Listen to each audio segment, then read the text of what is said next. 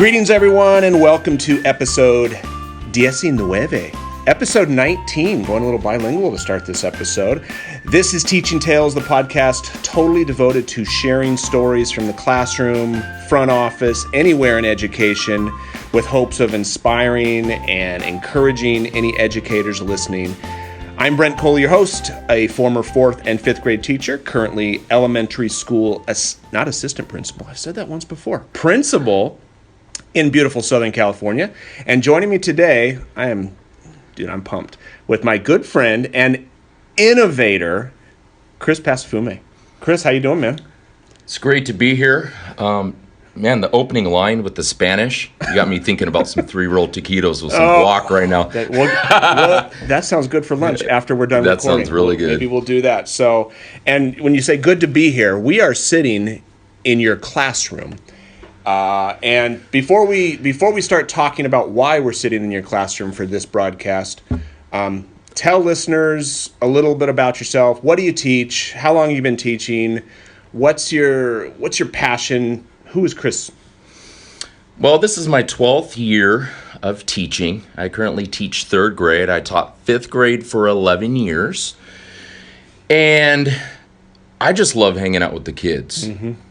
I initially got into it, to be honest, for the time off and that sort of thing. I was like, if I wanted to raise a family or if I wanted to go on trips.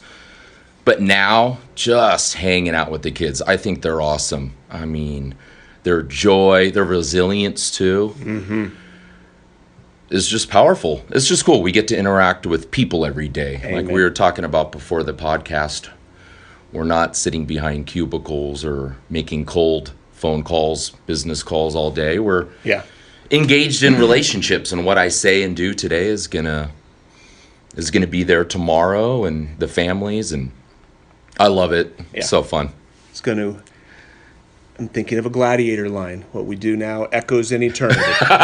There we go. So, well, I mean, as I said, we're sitting in your classroom right now, and for those who have not listened, if you have listened to episode 2 of the podcast, Lori Poliska, coincidentally, also a 3rd grade teacher, one of my teachers, we talked about flexible seating and just how her classroom does not look like your traditional classroom that you see in pictures of rows upon rows upon rows.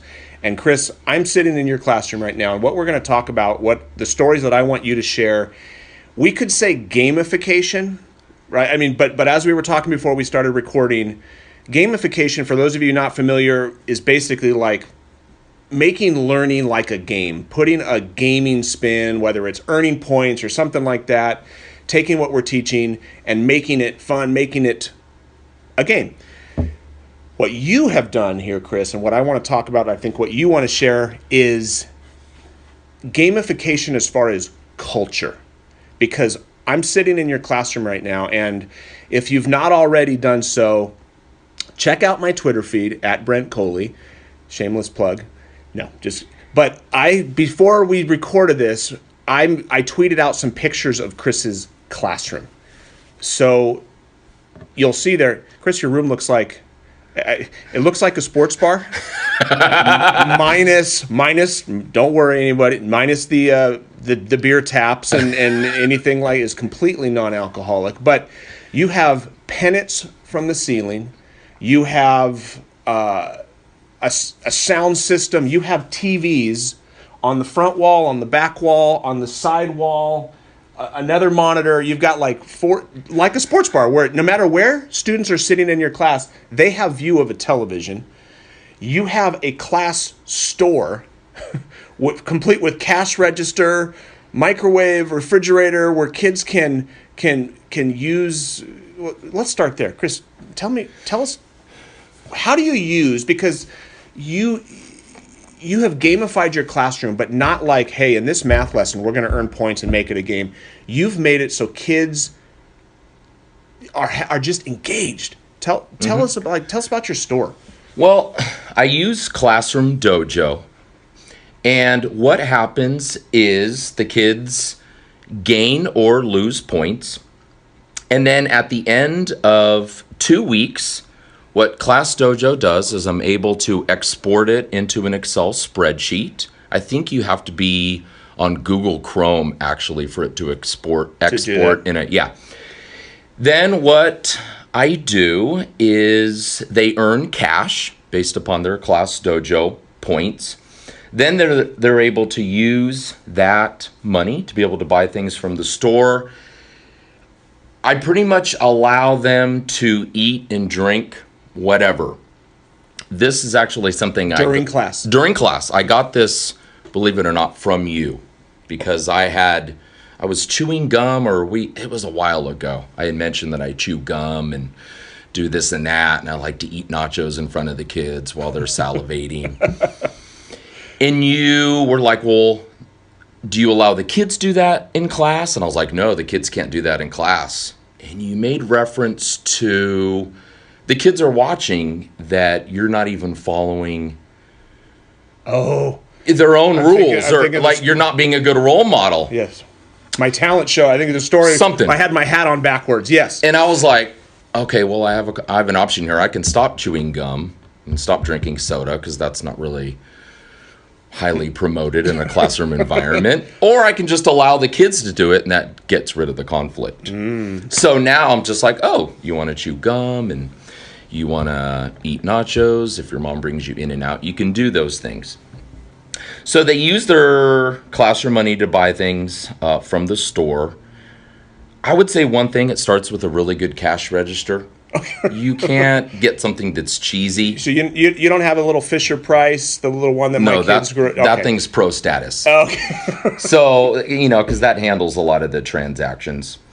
And I also... And kids are working behind there? Kids are working behind that, and that's actually their permanent seat.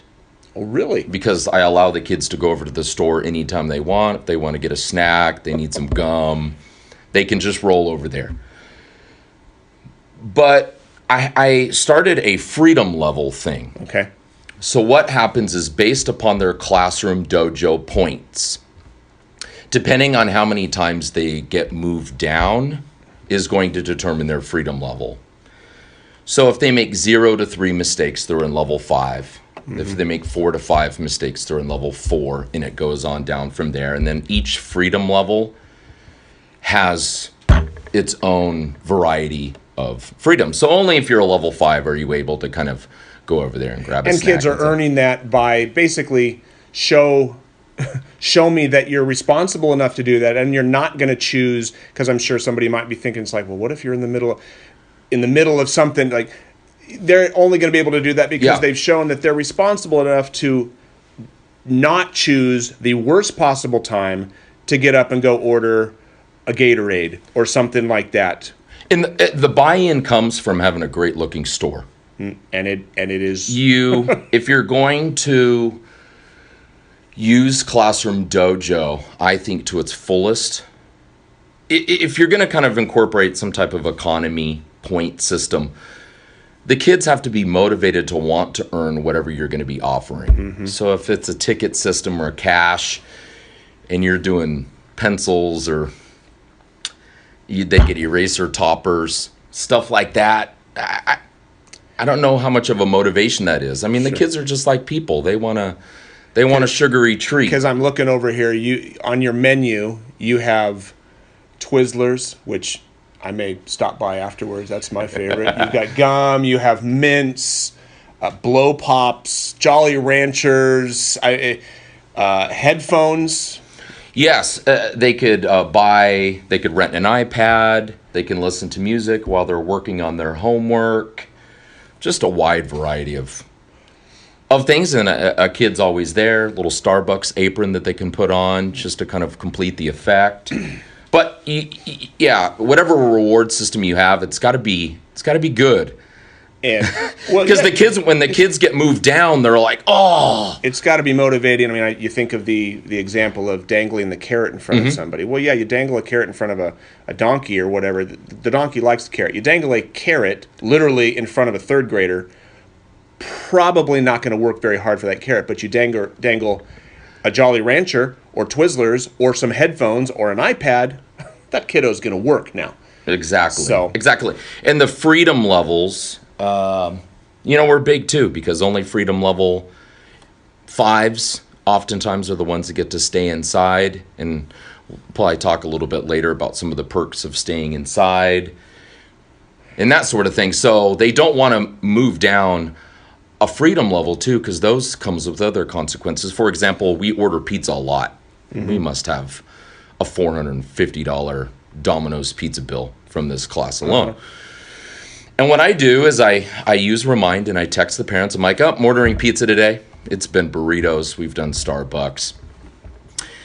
And the parents will respond back. They've kind of gotten used to it at this point. Some of this other teacher jokes that I wouldn't want my kid in your class because it would just cost me so much money. But then, the parents respond, I'll take 2. Yeah, let my son have whatever. Okay for X. Yeah. Just real simple response. And then I go, how many do you, and then I just go around the class, how many do you want? I'll take 2, and it's $1.25 a slice. I've kind of done the calculation. But only if you're a freedom level 4 or 5 can you borrow money, because I'm fronting it. Sure. Okay. So, and then if you don't return the money by X date, you automatically drop a level, because now there's distrust there. Well, your credit, there's some real life applications. There's some real applications. Yeah. Your FICO score has just gone down a little bit. You've lost some freedoms because now there's some distrust that goes in there. And the freedom level thing, we could probably do a whole podcast on that. But even when it comes to if there's a conflict, the freedom level 5s are going to get more of the benefit of the doubt than a 2. I'm going to go, this person, as you can see, they're on freedom level 5. Yeah. They have a general approach of trustworthiness that, because you're in 2, I'm going to give the benefit of the doubt to Susie Q. I'm sorry, man. Let this be kind of a motivator for you to get up to level 5 so that they're not doomed to stay in 2. They're not doomed to stay in 2. It's every 2 weeks. Yep. And a couple things are popping into my head, because because you said this, and I don't want to wait too long before you mention this, because anyone listening, who I was the type of teacher, you and I are very similar, because you mentioned classroom management, and anyone listening right now thinking like, kids are getting up whenever they want. You got a store, they're buying. That's a nightmare. People are going to be. How can learning be taking place? Tell me. Because your classroom management is your specialty. So tell me, how does this fly? Meaning, obviously it works. Yeah. And I've been in your classroom with kids. Yes. I have observed it. And so anyone listening, it does work. It's not a nightmare. But tell me why. And the perception is, when you have a lot of fun things in your classroom, and I'm a fun person outside my classroom. I play with the kids, tossing the ball, the frisbee. I'm joking around. I'm just a very gregarious person. Yeah. And then when you walk into my room and you see the toys and gadgets, it's like, oh, the perception is that it's very loosey-goosey. Just all fun and games. There's not a lot of learning going on. And you can't have those things without solid classroom management. I would say, and I mentioned this in a Tim Bedley podcast. Can I throw out his name? 5-minute mishmash. Got to subscribe to 5-minute mishmash by Tim Bedley. One of the things I use is the whispering rule. Their vocal cords can't vibrate, which is, it's very black and white. And when everybody's only breathing with air, as soon as you hear this, no matter how quiet it is, vocal cords are vibrating. Vocal cords are vibrating. So the kids don't feel picked on. Wait, you didn't move down Joe when he was just as loud as I was. No, it's your vocal cords were vibrating. Yeah. So kids feel respected. They know the boundary. It's very tight rule. The very first 2 weeks of school, I'm like, if you can get down whispering rule, your success in this classroom will be huge. Yeah. Another one I use is no lips moving rule. I could probably think of a better term, but I've been describing it that way for 6 years or whatever now. And it's, you can't even interact with your neighbor unless blood is squirting from their throat. I say that in my class. Bleeding. Yeah, unless you're bleeding. And I use kind of real violent imagery on purpose, because if you don't describe it that way, kids will move their lips with the best intentions because they're helping somebody else. Mm-hmm. And it's hard on kids because I move them down for interacting with their neighbor, and they're like, he needed a pencil, or he... And I'm like, yes. And we talked about the first 2 weeks of school of why that's problematic. That even if you have good intentions and you're interacting with your neighbor during no lips moving rule, why that would create more problems than what I'm describing to them. And it's because, and the kids would raise their hand and they're like, well, how are you going to know whether they were really helping somebody? Well, that's a great point. Ding, ding, ding, ding. It's a great point, and it just avoids a lot of confusion. And it's hard sometimes because kids, they're wanting to be sweet and help. And I'm like, I'm sorry, it's no lips moving rule. And although it's tough, I think that it creates less problems than the contrary, because when it's no lips moving rule, they know that only me and that person exist in the entire room. And that's not all 6.5 hours of the school day. No. So it's like, because again, there's pictures, again, if you look at, I tweeted out pictures of your classroom. There are no, well, you have a couple, but they're not even in a regular, there's no desks. Right. We're sitting right it's now groupie. it's all grouping. So you have a lot of your kids are interacting. Yeah. So don't take anyone listening that, oh my gosh, your kids aren't allowed to talk. No. There's a strong, healthy fear that he is not going to allow any exceptions for me to move my lips. During that time. And when you remove those all exceptions but the blood, it's... How well, tell me about... I'm going to save my question. Tell me about something else that you are doing. And again, this is building culture. Kids love to be in your class. Tell me something else. I mean, I'm looking around the room right now. What else do you do in here that helps build the excitement for learning in your room? Well, since I like a quiet classroom and I have strict voice levels, I give the kids a lot of breaks. So every half an hour to 40 minutes, we're doing 5 minutes where I just let them move around. And that's where a lot of the kind of the fun stuff can come in, because they know that in a half an hour they're going to be able to have some fun with some of the things around the room. One of the things that I use is the 7-minute workout app. It's highly touted on, the Apple Store. And what I do is I use a software program called Reflector 2. And I think it's $14.99, and it allows you to display your iPad on your TV. The TV needs to be hooked up to a computer, but once that gets set up, I put on the 7-minute workout app, and it's intense. They do squats, they do wall sits, jumping jacks, they do step ups onto a chair. It's pretty rigorous. So 7 minutes. The kids are working out, and I have a personal trainer job. She walks around and makes sure kids aren't slacking and that sort of thing. But that's an awesome tool. I got 3 basketball hoops behind me, and it's 3 rows of 8 because I have 24 kids, and then I break out the foam balls. And what's nice about having a lot of TVs displayed around my classroom is I can put the timer on that's right next to the basketball hoops. The kids can shoot, just 4 minutes, boop. And then after they make one, they go to the back of the line. That's running. Like you had mentioned before, I have an amazing sound system in here.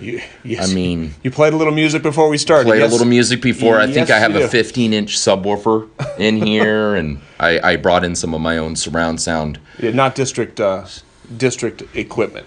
It's not district equipment. Oh, that's okay. It sounds amazing. We have a good sound. And then the kids can go over to the store. Here's your chance to go to the bathroom. And I'm looking at the 7-minute workout. I mean, a lot of my teachers use Go Noodle. So you're getting the kids up, you're getting them moving, you're giving them breaks, and you're getting your PE minutes in too. Yeah. Because PE doesn't always have to be outside. I mean, for those listening in the state of California, if you're an elementary school teacher, 1st through 5th grade, has to get 200 minutes every 2 weeks of PE. 100 minutes a week, this counts. I mean, this is physical physical education, physical exercise that can go toward that. It's not the only thing you're doing for PE. I mean, it's a great workout. They're doing push-ups. I mean, we were doing this daily. I've been getting kind of lazy lately, and I even told the kids, I'm just lazy. I don't want to work out. But push-ups, I mean, I was getting a decent set of cannons doing this. And I would say another piece, if you're, kind of going along the classroom management path, is a dedicated TV to a timer. I mean, I guess it doesn't have to be fully dedicated to the timer, but I use the timer religiously. And even you have 5-minute break. By the time that hits 0, bottoms touching plastic, no lips moving rule with Charlotte's Web on your desk. Ready to go. I hit the start button and the kids move around, and I tell them to help each other out. 20 seconds, a kid will yell out. And by the time that hits 0, they're ready. They're slant ready. Yeah. I mean, their arms are folded in front of them. They know what crisp wood grain means. That means I want nothing there. Mm-hmm. And they know that when that hits 0, it's no lips moving rule until I give them a different voice rule. Got it. So, and I'll oftentimes wait. And I'll just look around the room with silence, just waiting for a kid to just... Susie, down. Oh, this is serious. Uh-huh. We're having fun, but this guy has high expectations when it comes to when I need to be ready, what kind of volume is expected, and you mentioned a dedicated TV. That could be an iPad. Uh-huh. That could be any that's because I've seen teachers that's an iPad sitting on the tray of the whiteboard in the front. I mean, or so you've got it like a TV or a monitor, and something simple as its bottoms touching plastic. That, once again, back to that black and white. Yeah. Because if you just say, I want you ready, what is ready? What is ready? No, I want slant ready. So that means your arms are folded in front of you. And your bottom has to be touching plastic. And then it's no lips moving rule. And Charlotte's Web out. And Charlotte's Web and crisp wood grain. So you'll have kids that'll slide in. They're like, whew. And because what's good about, I try to make rules as black and white as possible while also being reasonable, because if they're just a little too far-fetched, I mean, if they're just too hard for kids to reach, then they're not going to be able to attain it, which no lips moving rule for too long. I start to sense the and I go, talking rule is now on. Yeah. But you'll have kids sliding in, and the kids will point each other out because things are so black and white. They know. Yeah. They'll point. They're all, he didn't get back in time, or I'm all, who's vocal cords? And they're all, you'll have 3 kids all point to Joe. And I'm all, I keep pounding the desk here. That's probably not good for the audio, but. It's all right. Yeah, so you kind of have the own accountability, and I'm on Class Dojo. I have my own. That's what I loved. I have my own avatar. Got your own little avatar. And they know I'm a teacher. There's certain things that. Sure.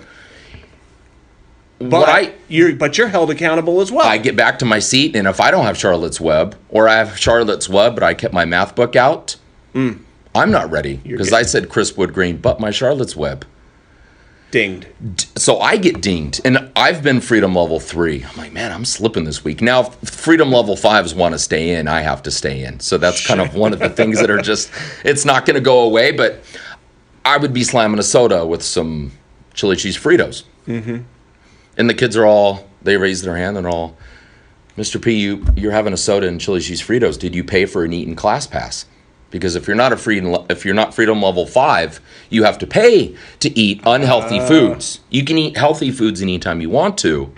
But an unhealthy food is... But they're all, you're a 3. I'm all, oh. So then I get moved. Then I get moved down, and the kids buy in because they see myself accountable to the same sets of rules. And it's the question that what are the kids?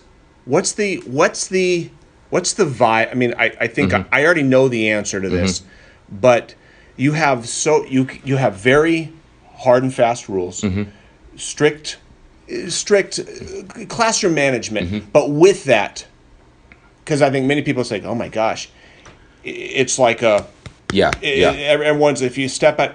What's the vibe in here? There's so much fun stuff. I have to imagine that your kids are running to school every day.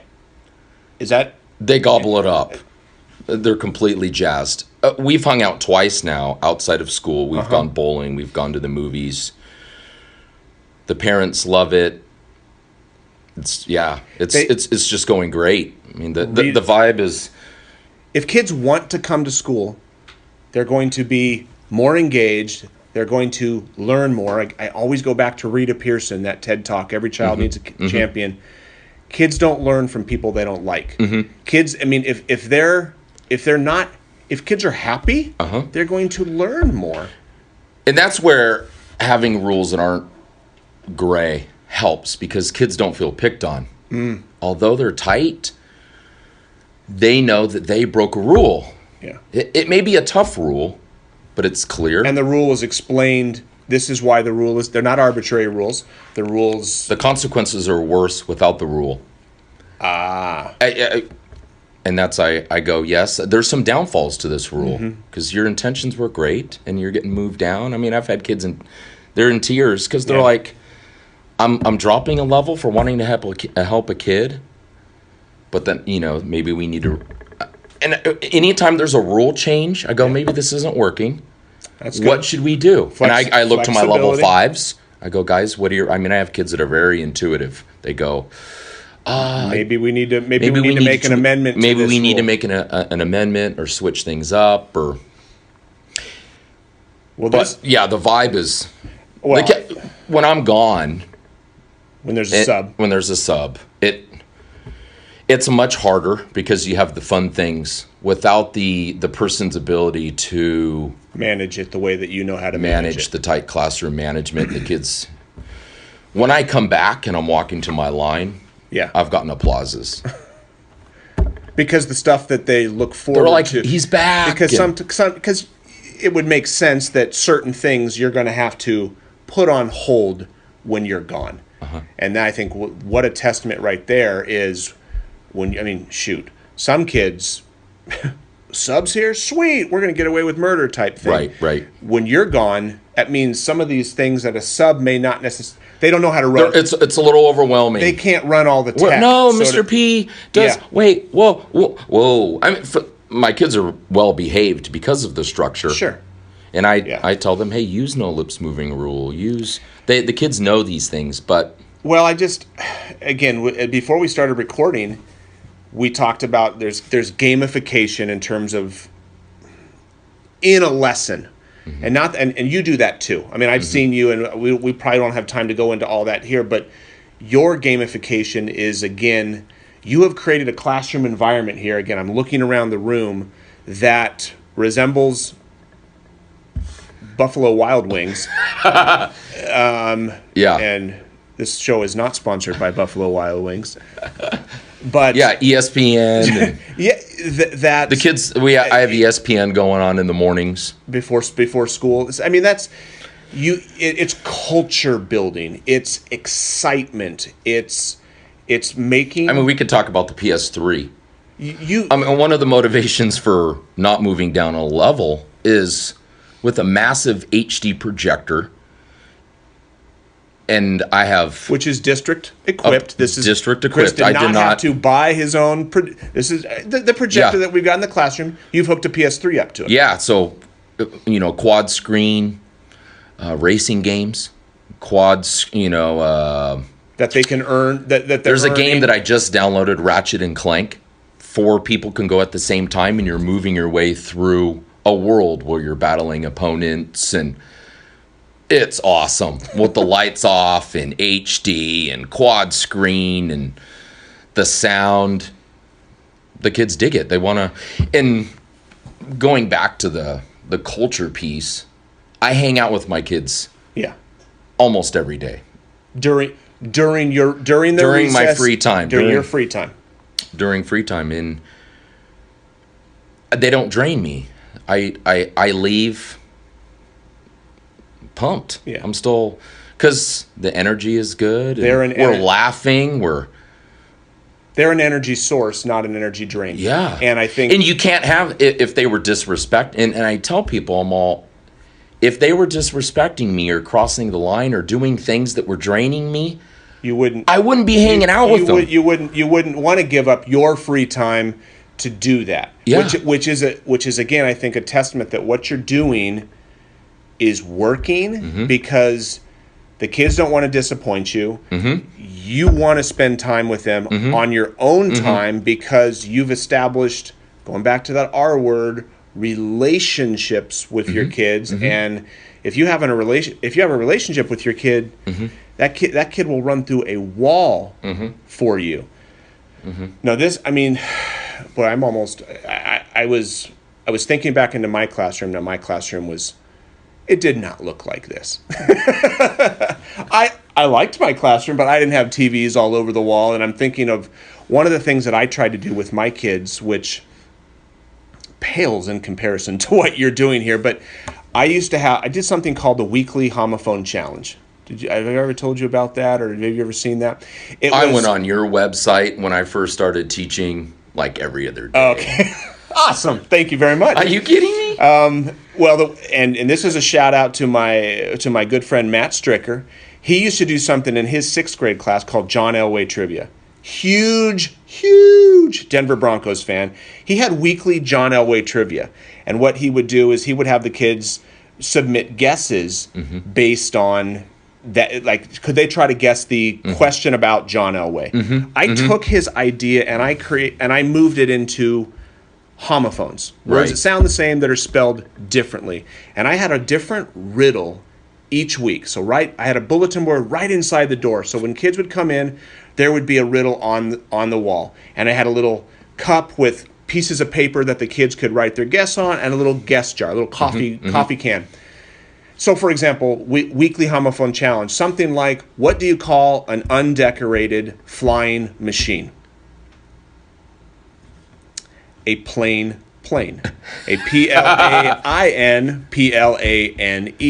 Awesome. Or if they're not here, where are they? They're there. Right. They apostrophe re there. Things like that. So it was a fun way to teach them homophones. But here was the gaming part of it: is they would put at any point during the week, they could make their guess, put it in the jar.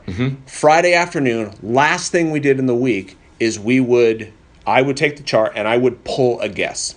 I would pull a guess from it. If the guess was correct, but this was the other thing, and they had completed all of their work for the week. You tie it into tied it in. So they had to have the right answer, but if you didn't turn in your essay, they were not eligible to win that week. So I was working on the responsibility while having fun. So, Joey's got the correct guess, and he turned in all his assignments. Joey, you're a winner. He got to play Deal or No Deal. And I found, and if you Google this, just Google cool. Deal. If this was several in front of the class, it's kind of like a game show. If you've Google Deal or No Deal, and you can find, it was a flash game, had the music and everything. So what we would do is, basically, if you're not familiar with it, there's like 30 cases, and in each case has a dollar value from 1 cent to $1 million. And you choose one of the cases, and then you have to choose cases to open. You remember the game show? I do, You choose cases to open, and after 6 cases, the banker will give you an offer. Do you want to keep your case thinking you have the million in there, or I'll give you... And he's actually holding the tickets, right? Isn't that kind of his case? Well, or did you connect it to that? No, I didn't go that far. Okay. It would say the banker's offer is, they'll give you $15,000 to walk away right now. And what I did is I had a conversion chart on the front thing. So like 1 cent up to $50,000 was one piece of licorice. From 51,000 up to 75,000 was 3 pieces of licorice, and it was incremental, and it would go all the way up. And $1 million was 100 pieces of licorice, so it was like half a tub of red vines if you got that. So I set it up where the kids would want to continue. Oh yeah, that's a buy-in. They would want to continue to go. And you got it on the big screen, and it's like, Joey, deal or no deal? And they're like, no deal. and the class is cheering. So then they'd have to open more cases, and they're hoping that they're not opening the big values because that makes the banker's offer go down. And I did this, I think, for 5 or 6 years. 3 times I had a student get the $1 million. Twice the same kid. Wow. The same student who was an absolute, the class, he was just one of those kids that everyone loved. And it was so neat to see them cheering and slapping him on the back when he won. And it was a culture building, again, without all, I mean, it was mild tech, but it was a little thing that the kids are cheering for him. Just hearing applause in the room generates a sense of positive. It made it so, again, every Friday, that's how we would finish. We had PE on Friday afternoons. Yeah. The last thing we did before we headed out to PE was weekly homophobe challenge. Who's playing Deal or No Deal? Yeah. And they look forward to it. They had to make sure that they did their homework, that they did all their assignments, because if they hadn't, even if they had the right answer, they weren't going to get to play. So that's something that, again, so I think really the message from every one of our episodes is, what would you say? What's your advice to anyone listening, to any teacher who is thinking about something like this? You've done it. What would be your advice? Well, I would go back to the classroom management piece. Finding something that works. That black and white characteristic, I would highlight as being essential. Because I hear a lot of teachers, quiet down, they just shh. And there isn't any of that in my room because of the black and white nature. So if you can find that, that's huge. And then with a well-structured, maybe strict classroom management piece, you need to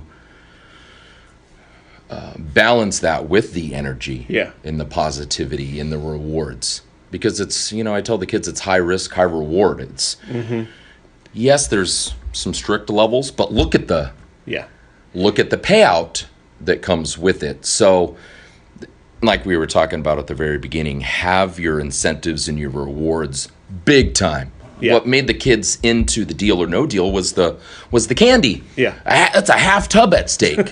Look at Mr. P's student store. So you got the I don't want to lose that. High rewards and then classroom management. When you piece those together, there's going to be it's going to be a great environment. It's buy-in, and obviously, I mean, again, you've spent a lot of time making this room look the way it looks. So I always like to say Rome wasn't built in a day. Neither is a classroom like this. Neither is my classroom website when I used to do it. Oh, wow, look at you. That was 10 years that it took to get there. So anyone... Oh, there's lots of trial and error. Oh, sure. My store used to be just so much more complex. They would get paychecks with their face on it. It would have a breakdown of why they got what they got. And I'd be spinning my wheels with this Excel spreadsheet.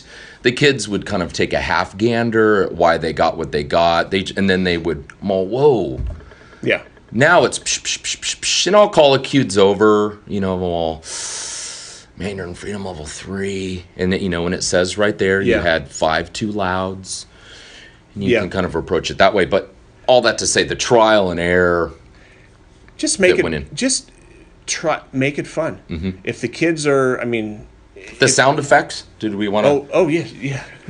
Making it fun. I wanted to touch on this. A couple other things here. Applause sound effects. At the push, like a radio DJ. Yeah, should I run over there right now? Run over there. I have the key with the sound effects and building that culture is it needs to be ready at a moment's notice. Yeah. So that if a kid slips, you can hit the... like he trips over his chair, or if they do something right, a kid's Ding. A kid makes a random comment. We're talking about math, and a kid raises his hands. What's for lunch? I just kind of, wait, what? That's not what we're talking about, That's not right? what we're talking about. You know, there's fart sound effects on here. You got to, I mean, that may not fit your personality, but when a guest walks in or something and they're standing there, just you throw the fart sound effects on there, and the person in the room's like, what? And depending on which guest. yeah, If I walk into the room, you could I would do throw one of those for sure. Fart sound. No effect. pun intended. Now, yeah, they have. So it's got to be ready though. And I again, have an iPad that is strictly for sound effects. for sound effects with the Bluetooth speaker, because it needs to be impromptu. Hold on a second. Oh, the moment's gone. Yeah. Just in the same way that a radio show, you got a producer sitting at the At a baseball game, then the ball goes into the crowd. It's like boom, when it has breaking glass. So yeah. Well, this is great, Chris. Thank you. My pleasure. Thank you again. So, Chris, tell listeners, where can they find you online? You're on Twitter as well. Where can they find more about Chris Passafume? Well, my website is www.teampassafume.com. My Twitter handle is @teampassafume. Mm-hmm. Facebook, Team. Passafume. I mean, very easy to remember. very easy to remember. And that's Passafume. Wait, how did you say that? I wasn't. Passafume. Oh yeah, that's good. Yeah. You had me question there for a second. Yeah, that's good. So, well, yeah, definitely check him out on Twitter. He shares a lot of good stuff. Puts pictures of. I mean, the other day he showed a picture of him behind the store with the apron on, serving up some food for his kiddos. So good stuff, Chris. Thank you. No Hopefully, problem. you guys, anyone listening, got something out of this. Take a risk. If there's something that your kids are into, see if you can bring it in, because it's all about excitement. It's not all. You got to teach what you're doing. You still got curriculum, you still got standards, we still have things like that. But if kids want to come to school, if you've got something in the room that they are dying to see, dying to experience, because that's a good. This is an experience in your room. Learning is going to be higher. So, Chris, thank you once again, man. Let's go get those taquitos. That sounds good. And everyone, thanks for listening. This podcast was brought to you by. Just kidding. We don't have a sponsor. It's brought to you by my loving wife, who is very patient and puts up with me recording all the time. So, but thank you for listening. If you haven't already done so, I say every time, subscribe in iTunes. That way you don't even have to check. It's going to come right up. Let you know every time. I listen to it while I'm driving. There we go. Solid. Thank you very much. That's a good one. I listen to my podcast when I'm driving too. So subscribe. You can also find us on the website, brentcoley.com/podcast. Once again, until next time, thanks for listening. Have a good one.